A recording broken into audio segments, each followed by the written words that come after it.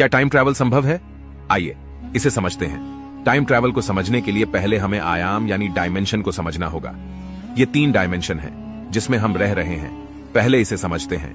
पहले आयाम में हम आगे और पीछे जा सकते हैं। दूसरे आयाम में हम आगे पीछे दाएं बाएं जा सकते हैं। तीसरे आयाम में हम किसी भी दिशा में जा सकते हैं। उसके बाद आता है हमारा चौथा आयाम, जिसमें हम समय के परे जा सकते हैं, जहां समय काम नहीं करता, यानी भूत भविष्य वर्तमान की गणना हम इस चौथे आयाम में पहुंचकर कर सकते हैं। पर इस आयाम तक किस तरह जाया जा सकता है, ये मैं चौथे आयाम यानी 4th डिमेंशन को समझने के लिए पहले आपको अल्बर्ट आइंस्टाइन की थ्योरी ऑफ रिलेटिविटी के सूत्र E=mc² को समझना होगा। इस थ्योरी के हिसाब से अगर किसी वस्तु को लाइट की स्पीड से चलाया जाए तो उस वस्तु की गति जितना तेज होती जाएगी, समय उसके लिए उतना ही धीमा होता जाएगा।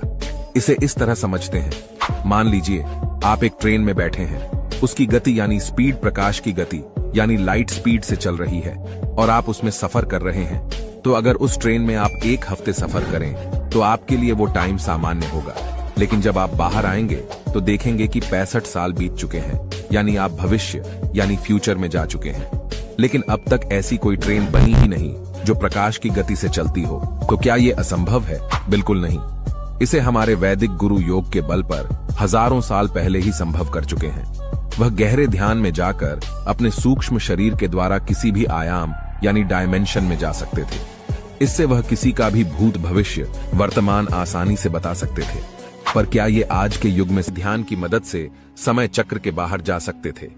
आइए अब इसे गहराई से समझते हैं। सबसे पहले हम अपने शरीर की संरचना को समझते हैं। हमारे वेदों के हिसाब से शरीर 3 प्रकार के होते हैं। सबसे पहले आता है हमारा स्थूल शरीर यानी ग्रोस बॉडी, जो ये आपका भौतिक शरीर है, जिससे आप इस अस्तित्व में दिखाई दे रहे हैं। इस भौतिक शरीर के नष्ट हो जाने के बाद आपका कारण शरीर यानी कैजुअल बॉडी और सूक्ष्म शरीर यानी सबटल बॉडी बचा रहता है। क्योंकि इस पर समय के नियम काम नहीं करते, इसलिए भौतिक शरीर के समाप्त हो जाने के बाद भी ये ब्रह्मांड के अस्तित्व में बने रहते हैं। कारण शरीर क्या है? कारण शरीर को अन्य 2 शरीरों के चारों ओर एक अंडे के रूप में वर्णित किया गया है या इसकी तुलना की गई है। इसे हृदय से निकलने वाला भी बताया गया है। हालांकि सूक्ष्म शरीर की तरह भौतिक दुनिया में इसका कोई वास्तविक स्थान नहीं है, क्योंकि समय और काल के नियम इन पर लागू नहीं होते, अर्थात इनका कोई स्थान भी सीमित नहीं है। सूक्ष्म शरीर क्या है?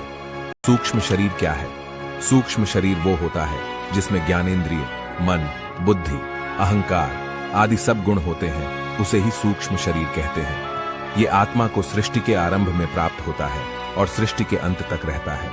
सूक्ष्म शरीर में केंद्र बिंदु होते हैं, जिन्हें अक्सर चक्र कहा जाता है, जिन्हें सांस लेने और अन्य अभ्यासों के माध्यम से इसे जागृत करना होता है, जिससे एक अभ्यासी अलौकिक शक्तियों को प्राप्त कर समय के किसी भी आयाम में विचरण कर सकता है। इसे आप भी कर सकते हैं। क्या आप इन चक्रों को समझना चाहते हैं? मुझे कमेंट में बताइए। जानकारी अच्छी लगी हो तो वीडियो को लाइक करें। धन्यवाद।